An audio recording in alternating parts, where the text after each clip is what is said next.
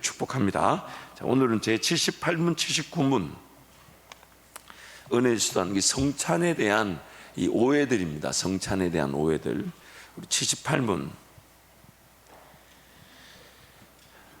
떡과 포도주가 그리스도의 실제 몸과 피로 변합니까? 아닙니다. 세례물이 그리스도의 피로 변한 것도 아니고 죄의 씻음 자체도 아니며 단지 하나님께서 주신 표와 확증인 것처럼 주의 만찬의 떡도 그리스도의 실제 몸으로 변하는 것은 아닙니다. 성찬의 떡을 그리스도의 몸이라 하는 것은 성례의 본질을 나타내는 성례적 용어입니다. 78문. 떡과 포도주가 그리스도의 실제 몸과 피로 변합니까? 아닙니다. 세례의 물이 그리스도의 피로 변하는 것도 아니고 죄 씻음 자체도 아니며 단지 하나님께서 주신 표와 확증인 것처럼 주의 만찬의 떡도 그리스도의 실제 몸으로 변하는 것은 아닙니다. 성찬의 떡을 그리스도의 몸이라고 하는 것은 성례의 본질을 나타내는 성례적 용어입니다. 그래서 실제 몸과 피로 변합니까? 그렇지 않다. 네 가지 내용을 우리에게 답해 주고 있습니다. 첫 번째는 세례의 물이 그리스도의 피로 변하는 것도 죄 씻음 자체가 아니며 단지 하나님께 주신 표와 확증이라는 것이죠. 그리스도의 만찬의 떡도 그분의 실제 몸으로 변하는 것이 아니라는 것입니다. 성찬의 떡은 그리스도의 몸을 기념하여 참여하는 것입니다. 성례의 본질과 속성에 합당한 의미에 따라 우리가 그리스도의 몸이라고 부르는 것이지 그리스도의 몸으로 바뀌는 것이 아니라는 것이죠. 첫 번째, 세례물이 그리스도의 피로 변하는 것도 죄 씻음 자체가 아니며 단지 하나님께 주신 표와 확증입니다. 우리 함께 에베소서 말씀부터 함께 선포합니다. 이는 곧 물로 씻어 말씀으로 깨끗하게 하사 거룩하게 하시고 우리를 구원하시되 우리의 행한 바 의로운 행위로 말미암지 아니하고 오직 그의 국률하심을 쫓아 중생의 시선과 성령의 새롭게 하심으로 하셨나니. 아멘. 두 번째, 그리스도의 만찬의 떡도 그분의 실제 몸으로 변하는 것이 아닙니다. 마태복음 말씀 함께 선포합니다. 저희가 먹을 때에 예수께서 떡을 가지사 축복하시고 떼어 제자들을 주시며 가라사대 받아 먹으라 이것이 내 몸이니라 하시고 또 잔을 가지사 사례하시고 저희에게 주시며 가라사대 너희가 다 이것을 마시라 이것은 죄 사함을 얻게 하려고 많은 사람을 위하여 흘리는 바 나의 피 곧 언약의 피니라. 그러나 너에게 이르노니 내가 포도나무에서 난 것을 이제부터 내 아버지의 나라에서 새 것으로 너희와 함께 마시는 날까지 마시지 아니하리라 하시니라. 아멘. 세 번째, 성찬의 떡은 그리스도의 몸을 기념하여 참여함입니다. 우리 고린도전서 말씀 함께 선포합니다. 우리가 축복하는 바 축복의 잔은 그리스도의 피에 참여함이 아니며 우리가 떼는 떡은 그리스도의 몸에 참여함이 아니냐.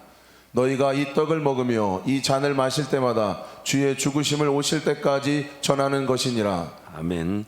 네 번째, 성례의 본질과 속성에 합당한 의미에 따라 그리스도의 몸이라고 부르는 것입니다. 창세기 말씀부터 함께 선포하겠습니다. 너희 중 남자는 다 할례를 받으라. 이것이 나와 너희와 너희 후손 사이에 지킬 내 언약이니라. 너희는 양피를 베어라. 이것이 나와 너희 사이에 언약의 표징이니라. 너희는 그것을 이렇게 먹을지니 허리에 띠를 띠고 발에 신을 신고 손에 지팡이를 잡고 급히 먹으라. 이것이 여호와의 유월절이니라. 내가 애굽 땅을 칠 때에 그 피가 너희의 거하는 집에 있어서 너희를 위하여 표적이 될지라. 내가 피를 볼 때에 너희를 넘어가리니 재앙이 너희에게 내려 멸하지 아니하리라. 이후에 너희 자녀가 묻기를 이 예식이 무슨 뜻이냐 하거든 너희는 이르기를 이는 여호와의 유월절 제사라. 여호와께서 애굽 사람을 치실 때에 애굽에 있는 이스라엘 자손을 집을 넘으사 우리의 집을 구원하셨느니라 하라 하매 백성이 머리 숙여 경배하니라. 이것이 내 손의 기호와 내 미간의 표를 삼고 여호와의 율법으로 내 입에 있게 하라. 이는 여호와께서 능하신 손으로 너를 애굽에서 인도하여 내셨음이니 모세가 그 피를 취하여 백성에게 뿌려 가로되 이는 여호와께서 이 모든 말씀에 대하여 너희와 세우신 언약의 피니라. 이제는 왜 저주하느뇨 일어나 주의 이름을 불러 세례를 받고 너의 죄를 씻으라 하더라. 형제들아 너희가 알지 못하기를 내가 원치 아니하노니 우리 조상들이 다 구름 아래 있고 바다 가운데로 지나며 모세에게 속하여 다 구름과 바다에서 세례를 받고 다 같은 신령한 식물을 먹으며 다 같은 신령한 음료를 마셨으니 이는 저를 따르는 신령한 반석으로부터 마셨음에 그 반석은 곧 그리스도시라. 물은 예수 그리스도의 부활하심으로 말미암아 이제 너희를 구원하는 편이 곧 세례라. 육체의 더러운 것을 제하여 버림이 아니요 오직 선한 양심이 하나님을 향하여 찾아가는 것이라. 아멘. 분명히 그 표가 있습니다. 그러나 그 표는 단지 기념하는 정도의 수준의 이 표가 아니라 분명히 영적인 의미가 있기도 합니다. 아니, 있어야 합니다. 그러나 지나치게 영적인 의미를 실제화시키기 위해서 마치 그 떡과 포도주가 예수님의 살과 피로 바뀐다라는 것은 지나친 잘못된 해석이라는 것이죠. 또한 우리가 좀 말씀을 쭉 이제 이어서 조금 더 살펴보겠지만은 분명히 기록된 말씀을 우리 먹을 수 있도록 우리에게 주셨다는 것은 그 성찬이 먹는다는 것과 말씀이 먹는다는 것이 일맥상통하는 것이기도 하지만, 그러나 인간의 그 지성과 또는 이성을 통해 하나님 말씀을 먹을 수 있도록 하신 이 역할과 성찬이 실제 그 떡으로 바뀌어서 먹는 그 역할의 이 같은 역할에서 서로 차이점, 즉 이 기록된 말씀이 아니면 우리에게 주어질 수 없는 역할이 성찬 그 자체에 모든 것이 담겨져 있어서는 안 된다는 것입니다. 무슨 얘기냐면 예식을 너무 중요하게 여기다 보니까 기록된 말씀의 중요성이 관가되는 것이죠. 그러다 보니까 기록된 말씀의 역할은 배제한 채, 그래서 읽고 묵상하며 그것을 적용하며 내 이성과 지성이 깨달으나 또한 나에게 그런 성령의 신비한 역사와 은혜들도 기대할 수 있는 그 은혜를 사모해야 되는 것인데, 기록된 말씀을 읽고 묵상하며 깨닫는 것을 마치 떡 하나 먹으면 끝나는 것처럼 예식으로 끝나서는 안 된다는 것입니다. 제가 극단적인 현상을 얘기하는 것이지만 그것이 지금 현재 우리 그 미신화되어 있는 기독교 혹은 미신화되어 있는 그 천주교의 그런 문제점인 것이죠. 예식에 한번 참여함으로써 말씀을 읽고 묵상하며 그 말씀을 붙들고 그 말씀을 소화시키려는 성령의 인도하심을 배제한 채 그냥 떡 하나 먹고 포도주 하나 먹으면 그것이 마치 내가 읽어야 될 말씀을 읽은 것처럼 깨달아야 될 말씀을 깨달은 것처럼 그렇게 치부되어서는 안 된다는 것입니다. 근데 그 정도로 의미를 두는 이유는 그런 기록된 말씀의 역할보다는 그 예식 자체가 예배의 전부인 양 그렇게 교회가 변질되어 왔기 때문에 지금 하이델베르그 요리문답에서 그 부분을 적나라하게 몇 주에 걸쳐서 지금 질문과 답의 형식으로 우리에게 가르쳐 주려고 하시는 것이죠.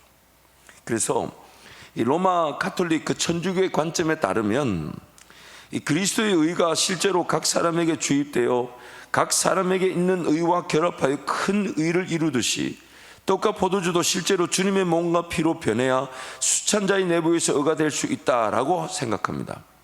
또한 신자들에게 하나님의 성의, 이룰 성자, 거룩한 의자죠, Making Righteousness라는데 하나님의 성의의 은혜가 계속 주입되는 방법이 성찬이라고 합니다. 이처럼 그들은 성례를 통해 그리스도와 신자 간의 연합이 이루어진다고 보고 이런 연합을 물질적 의미로 생각합니다. 이것을 가리켜 화체, 몸으로 된다, 몸으로 변화된다라고 화체설이라고 믿는 것이죠. 우리가 믿는 이 의는 우리는 아무런 의가 없는데 예수 그리스도께서 그 일을 이루셔서 우리에게 전과, 즉 내 것을 여겨서 그것이 변화의 과정을 통해 하나님의 의로 회복되어져 가는 것을 우리는 성화, 구원 이후의 삶이라고 합니다. 그래서 우리는 아무것도 일한 것이 없죠. 로마서 4장 말씀에 일한 것이 없는 자들이 받는 복에 대해서 뭐라고 하냐면 칭의, 오직 의는 믿음으로 말미암아 산다. 그래서 우리는 칭의라고 합니다. 이신칭의, 예수 그리스도를 믿는 믿음이 우리를 의롭다고 불러주는 거죠. 의인이 아닌데 의롭다고 불러주는데 천주교에서는 그것을 성의라고 부릅니다. 그 안에 뭔가 아직 남아있다는 거죠. 그래서 하나님의 의가 부어지면 그 안에 있는 인간의 남아있는 의와 결합이 되어져서 그 하나님의 의를 이루어간다라는 인간적 역할에 대해서 굉장히 강조를 많이 합니다.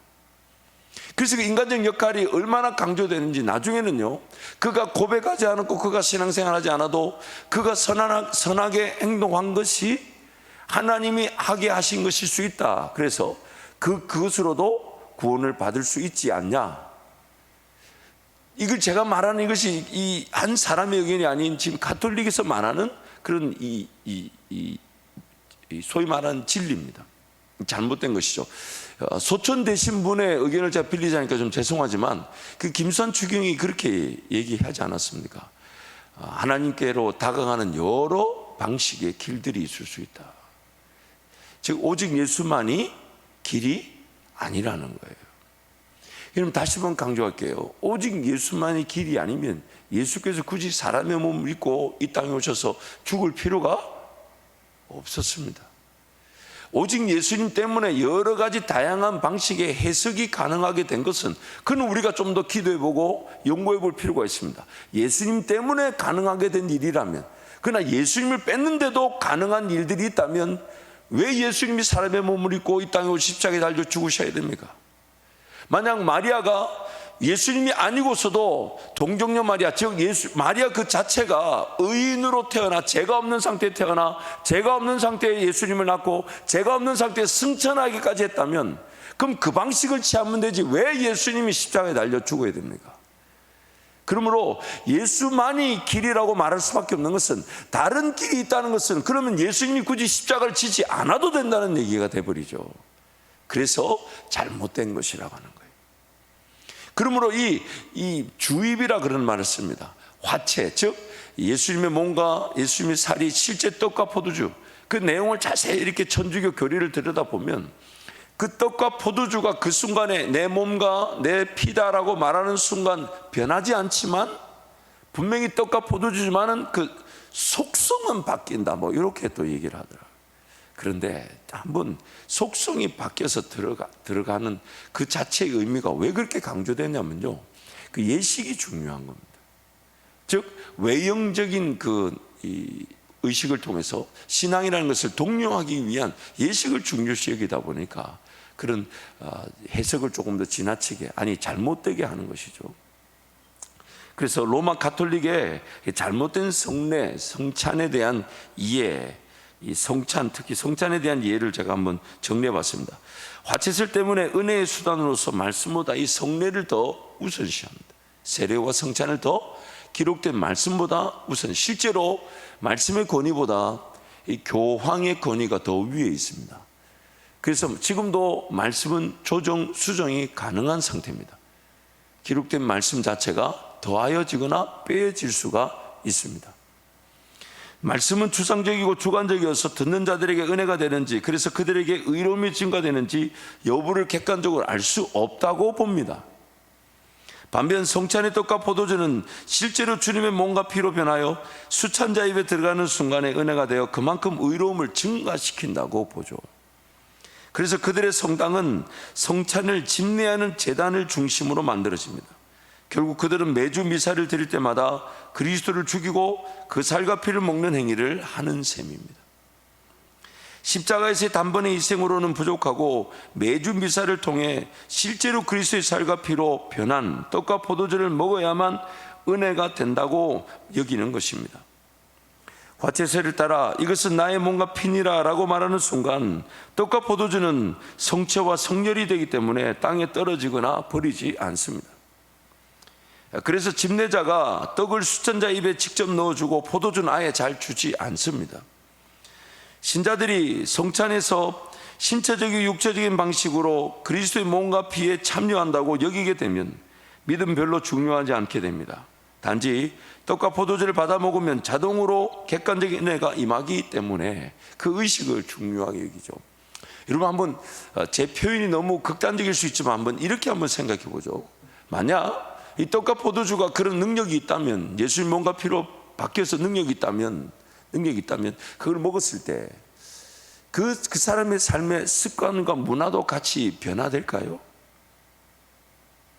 좀 자세히 한번 보세요. 그 의미가 없다는 것이 아닙니다. 또한 성령의 분명한 만지심과 특별한 은혜가 있습니다. 오늘 우리 현대 그리스도인들, 우리 교회 안에 성도들만 봐도 그 세례와 성찬에 성령의 특별한 만지심과 위로에 대한 분명한 기대치가 살아나긴 해야 됩니다. 해야 되는데, 떡과 포도주가 예수님의 살과 피로 바뀌어서 그 의식에 참여하여 그것이 우리에게 주는 유익이 있다고 합시다. 분명히 유익이 있을 거예요. 그 떡과 포도주가 그래서 그만큼 중요한 몸과 피로 바뀐다고 해서 그 바뀌는 것에 의미를 주어 유익을 취한다고 할 때, 그 떡과 포도주를 취했을 때 말의 습관이나 행동의 그런 결정 기준이나 그 문화가 하룻밤 사이에 바뀌던가요? 아니 바뀌던가요? 바뀌겠는가요? 우리가 인격 구조가 그렇지 않다는 거예요. 결국 우리를 바꿀 수 있는 것은 기록된 말씀을 통해 성령이 끊임없이 가르쳐 주시고, 또한 우리 이성과 지성을 포함한 전 인격적 삶의 일상에서의 거룩함, 일상에서의 거룩함. 매일매일 동행하며 매일매일 말씀을 묵상하고 매일매일 말씀을 듣고자 하면 매일매일 말씀 앞에 내 삶을 내려놓고 기다리고자 하는 그런 이 말씀의 동행이 없이는 삶의 진정한 변화가 일어나지 않습니다. 그래서 그렇게 화체, 몸으로 바뀐다, 예수님의 몸과 이 살로 피로 바뀐다, 잘못된 해석인 것이죠. 잘못된 해석. 또한 이 화채설 못지않게 또 우리가 좀 유의해야 되고 조심해야 될 것은 이 공제설이라고 하는데, 루터파라고 그러죠. 마틴 루터의 그 종교교역의 그 정치를 이어가서 이제 교회 이 교단이 되어 있는데, 그리스도의 육체적인 몸과 피는 신비스럽고 기적적인 방법으로 성찬의 장소에 임재하고 수찬자는 떡과 포도주 안에 아래에 함께, 이 안에 아래에 함께, 이 단어가 중요합니다. 안에 아래에 함께 임재하신 그리스도의 자연적인 몸을 받아 먹음으로써 그리스도의 몸과 피에 참여하게 됩니다. 그래서 성찬의 요소인 떡과 피를 단순한 물질로 보지 않고 그리스도의 몸과 피에 결합시킵니다. 영적 임재설, 우리 이제 개혁파 교회, 우리 교회가 받아들인 영적 임재설에는 그리스도와 신자들이 이미 연합된 것에 근거하여 믿음으로 주님의 몸과 피를 자신의 것으로 받아들입니다. 그래서 공제라는 것은 화채, 즉 뭔가 피로 바뀐다라고 보진 않지만 이 떡과 포도주에 실제적으로 예수 그리스도의 신성과 인성이 함께 공제, 거한다라고 보는 것입니다. 그래서 그 안에 또 뭐였죠? 이런 건 잘 외워지지도 않더라고 보니까. 안에 아래에 함께, 이런 표현을 씁니다. 그 안에 그 아래에 그 함께 예수 그리스도의 신성과 인성이 함께 공제, 공존한다라고 보면서 화채설 못지않게 그 자체에 굉장히 의미를 두는데, 당시 이제 뭐 개신교 그 종교 개혁이 막 시작했던 때라 아마 그 과도기에서 그런 어떤 이런 내용들이 조금 강조되지 않았나, 저는 그렇게 생각합니다. 오늘 우리가 지금 받아들이는 이 예식의 의미는 영적 임재설이라고 합니다. 그래서 그 내용에 대해서 이제 살펴보고자 하는데요. 79문. 그렇다면 왜 그리스도는 떡을 그의 몸이라고 하시고 잔을 그의 피 혹은 그의 피로 세우는 새 언약이라고 말씀하십니까? 또한 바울 사도도 왜 그리스도의 몸과 피에 참여하는 것에 말합니까? 그리스도께서 그렇게 말씀하신 데는 중요한 이유가 있습니다. 마치 떡과 포도주가 육신의 생명을 유지시키듯이 십자가에 달리신 그의 몸과 흘리신 피가 우리의 영혼을 영생으로 이끄는 참된 양식과 음료라는 사실을 가르치려 하셨습니다. 더 나아가서 그리스도께서는 눈으로 볼 수 있는 이러한 표와 보증으로서 우리에게 다음을 확신시키려 하셨습니다. 첫째, 우리가 그리스도를 기념하면서 이 거룩한 표들을 육신의 입으로 받아 먹는 것처럼 실제로 성신의 역사에 의해 우리가 그의 참된 몸과 피에 참여합니다. 둘째, 그리스도의 모든 고난과 순종이 확실하게 우리의 것이 되어 마치 우리 자신이 직접 모든 고난을 당하고 우리의 죄값을 하나님께 치른 것과 같습니다. 그래서 왜 그 떡을 그의 몸이라 또 잔을 그의 피 또 새 언약이라 말씀하고 또 참여해야 되고 말씀하시는가? 세 가지 내용을 우리에게 말합니다. 첫 번째는 떡과 포도주가 우리의 육신의 생명을 유지해 주듯이 그리스도의 몸과 피가 우리 영혼의 영생을 주는 참된 양식과 음료임을 가르치시기 위함입니다. 두 번째, 특별히 눈에 보이는 표들과 보증들을 통해 우리가 실제적으로 받아 먹는 것으로 참여하듯이 성령의 역사에 그리스도의 참된 몸과 피에 참여자가 된다는 것을 확신시켜 주시기 위해서고요. 마지막 세 번째는 그리스도께서 우리를 위해 고난과 순종을 당하신 것이 실제적으로 우리의 고난과 순종으로 치러진 것임을 확신시키기 위해서입니다. 그래서 첫 번째, 떡과 포도주가 우리 육신의 생명을 유지해 두듯이 그리스도의 몸과 피가 우리 영혼에 영생을 주는 참된 양식과 음료임을 가르치시기 위함입니다. 요한복음 말씀 함께 선포합니다. 나는 하늘로서 내려온 산 떡이니 사람이 이 떡을 먹으면 영생하리라. 나의 줄 떡은 곧 세상의 생명을 위한 내 살이로라 하시리라. 예수께서 이르시되 내가 진실로 진실로 너희에게 이르노니 인자의 살을 먹지 아니하고 인자의 피를 마시지 아니하면 너희 속에 생명이 없느니라. 내 살을 먹고 내 피를 마시는 자는 영생을 가졌고 마지막 날에 내가 그를 다시 살리리니 내 살은 참된 양식이요 내 피는 참된 음료로다. 두 번째, 특별히 눈에 보이는 표들과 보증들을 통해 우리가 실제적으로 받아먹는 것으로 참여하듯이 성령의 역사에 그리스도의 참된 몸과 피의 참여자가 된다는 것을 확신시켜 주시기 위해서 그렇게 몸이다, 살이다, 피다 그렇게 또 새 언약이라 말씀하는 겁니다. 고린도전서 10장 16절 말씀 함께 선포합니다. 우리가 축복하는 바 축복의 자는 그리스도의 피에 참여함이 아니며 우리가 떼는 떡은 그리스도의 몸에 참여함이 아니냐. 세 번째, 그리스도께서 우리를 위해 고난과 순종을 당하신 것이 실제적으로 우리의 고난과 순종으로 치러진 것임을 확신시켜 주기 위해서 그렇게 새 언약이다 말씀하시는 겁니다. 함께 선포하겠습니다. 만일 우리가 그의 죽으심을 본받아 연합한 자가 되었으면 또한 그의 부활을 본받아 연합한 자가 되리라. 우리가 알거니와 우리 옛사람이 예수와 함께 십자가에 못 박힌 것은 죄의 몸이 멸하여 다시는 우리가 죄의 종노릇하지 아니하려 함이니 만일 우리가 그리스도와 함께 죽었으면 또한 그와 함께 살 줄을 믿노니 이는 그리스도께서 죽은 자 가운데서 사셨음에 다시 죽지 아니하시고 사망이 다시 그를 주장하지 못할 줄 알미로다. 그리스도의 사랑이 우리를 강권하시는도다. 우리가 생각한 건데 한 사람이 모든 사람을 대신하여 죽었은즉 모든 사람이 죽은 것이라. 아멘. 그러면 오늘 우리 개혁교회라고 부르는 저와 여러분이 섬기는 우리 한밭제일교회, 우리가 정말 진정으로 따라야 될 이 성찬의 의미는 뭘까? 제가 이렇게 한번 정리해 봤습니다. 이 김민호 목사님이라는 분의 글을 좀 인용하는데요, 성경적인 성찬은 신비는 살리고 미신은 철저히 제거되어야 한다. 그 내용을 좀 소개하는데, 이 잔 칼빈의 내용을 먼저 소개하겠습니다. 요컨대 떡과 포도주가 육체의 생명을 지탱시키고 유지시켜주는 것과 똑같은 방식으로 그리스도의 살과 피가 우리의 영혼에게 양식이 된다. 분명한 그 영적인 의미, 그 신비적 연합이 있습니다. 첫 번째, 성도는 손으로 떡과 포도주를 잡는 것을 통해 믿음으로 그리스도를 붙잡는 것을 묵상한다. 믿음으로 성령의 은총을 입어 빵을 입에 넣고 씹으며 삼키면서 양식을 먹으면 그 양식이 살과 피가 되는 것처럼 주님의 말씀을 믿음으로 소화할 때 내 영혼이 예수 그리스도의 살과 피에 연합된 신비적 결합을 경험하게 된다. 성령께서 믿음으로 성찬에 참여하는 성도에게 임재하여, 빵과 잔에 임재하는 것이 아니라 성도에게 임재하여 그리스도의 살에 연합시킴으로 믿음을 견고케 한다. 또 두 번째, 성경이 읽는 말씀 혹은 듣는 말씀이라고 한다면 성찬은 보이는 말씀이다. 눈으로 봄으로써 복음을 인식하게 한다는 말이다. 성찬은 오감을 통해 하나님 말씀이 어떻게 우리의 살과 피가 되는지 깨닫게 한다. 빵을 냄새 맡고 입으로 맛있게 씹어 먹으며 그 후에 삼켜 소화를 시켜야 하는 것처럼 하나님의 말씀도 줄인 영혼에게 구미를 당기게 하는 향기를 내며 먹음으로 즐겁게 소화를 하여 살과 피가 된다. 그러므로 신약의 교회는 하나님의 말씀을 보기만 하고 먹지 않으면 소용없음을 깨닫게 한다. 세 번째, 성찬은 우리가 그리스도의 한 몸과 한 피에 같이 참여한다는 점을 가리킨다. 예수님께서 제자들과 성찬을 하실 때 하나의 빵을 찢어서 나누신 것은 성찬에 참여하는 모든 성도가 그리스도의 한 몸에 참여함 혹은 연합됨을 가르친다.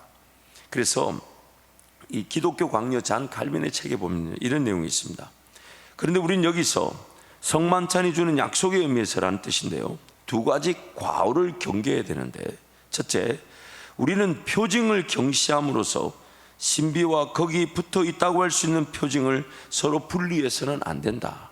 둘째, 표징을 지나치게 찬양함으로써 신비 자체를 애매모호하게 만드는 듯한 인상을 주어서도 안 된다. 이게 무슨 얘기냐면요, 분명히 떡과 포도주를 기념하라 했을 때는 그 떡과 포도주가 가지고 있는 의미 그 자체는 너무 지나치게 미시나 의식화, 예식화해서는 안 된다는 거예요.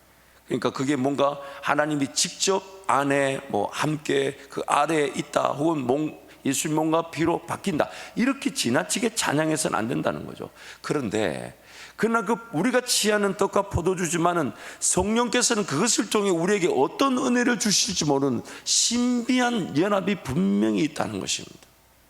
그것은 기록된 말씀을 통해 하나님을 배우고 알아간 그것과는 차원이 다른 신비한 연합이 분명히 있지만 그것이 어떤 연합으로 어떻게 우리에게 은혜를 주실지 모르기 때문에 더 하나님을 의지하고 하나님을 기다리는 것이지. 그러나 그 신비한 연합을 지나치게 강조해서 몸과 돈, 피로 바뀐다라고 해석해서는 안 된다는 것이죠. 그래서 오늘 우리 교회에 적용하자면 분명히 그것이 단지 기념하는 정도로 끝날 일이 아니라는 거예요. 떡과 포도주, 그래 예수님 날 위해 죽으시 이러고 끝날 일이 아니라 그 떡과 포도주를 취할 때에 나에게, 그 떡과 포도주를 취하는 나에게, 각 성도에게 성령의 신비한 은혜의 연합이 있다는 것입니다. 그 은혜가 어떻게 우리에게 임할지 모르나 그것을 사모할 마음으로, 그러나 그 신비한 은혜의 연합이 있다는 이유로 그것을 지나치게 몸과 피로 바뀐다라고 해석해서는 안 된다는 것입니다. 그래서 좀 더 장칼빈의 내용을 좀 소개하면요, 진정한 의미에서 주님께 참여함으로써 우리는 생명을 얻는다는 뜻이다. 진정한 의미에서 주님께 참여함으로써 우리는 생명을 얻는다는 뜻이다. 그러므로 우리가 그에게서 받는 생명을 단순한 지식으로 얻는 것이라고 생각하는 사람이 없도록 하시기 위해서 그에게 참여하는 것을 먹는다, 또 마신다는 말로 표현하셨다. 몸에 영양을 주려면 떡을 보는 것보다 먹어야 하는 것 같이 영혼도 그리스도의 힘으로 영적 생명을 얻으려면 그에게 진실로 또 깊이 참여하는 자가 되어야 한다. 단지 기록된 글을 읽으면서 지식과 또한 이성을 깨닫는 수준의 신앙이 머물러서는 안 된다는 겁니다. 분명히 그 초월적 그러나 비가시적이나 신비한 연합이 분명히 있다는 것입니다. 그러나 그 신비한 연합이 있다는 이유로 또한 그 성찬의 떡과 포도주를 예수님의 몸과 살로 피로 바뀐다라고 해석해서는 안 된다는 것이죠. 궁극적인 목적은 단순히 내가 깨닫고 이해하는 수준이 아니기 때문에 말씀을 먹으라라고 한 것이라면, 그래서 그 실제적으로 말씀을 먹는 것임을 우리에게 보여주시기 위해 떡과 잔을 가지고 예수님의 살과 피로 기념하여 기억하여 지키라 했으므로, 그 떡과 잔을 대할 때마다 그 떡과 잔 자체가 바뀌거나 그게 뭔가 임하는 것이 아닌 그것을 취하는 성도에게 성령의 신비한 연합과 그 은혜가 있다. 제가 이 말을 지금 한 10번째 반복하고 있어요. 그러면 오늘 우리 교회에 좀 적용하자면 정말 그 성찬을 좀 더 의미 있게 준비할 필요가 있고, 또 그 신비한 연합에 대한 정말 구체적인 그러나 분명한 건강한 가르침이 있어야 되며, 성도들은 그 사모함이 있어야 되는 거죠.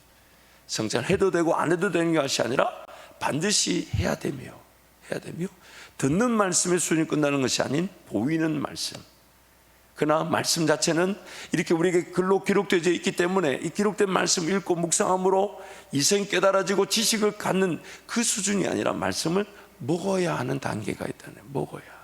그래서 먹는 말씀을 가르쳐 주기 위해 떡과 포도주를 우리에게 기억하고 기념하라고 말씀하셨으니 그 신비한 연합과 신비한 그 은혜를 우리가 사모할 줄 알아야 된다는 것입니다. 무엇보다 여러분, 말씀을 먹으라라고 말씀하신 그 예수님의 음성, 그래서 양식이 될 바라는 마음으로 주의 하나님 말씀 묵상하시고 말씀과 동행하시는 우리 모든 성도들이 되시기를 축복합니다. 우리 함께 찬송하겠습니다.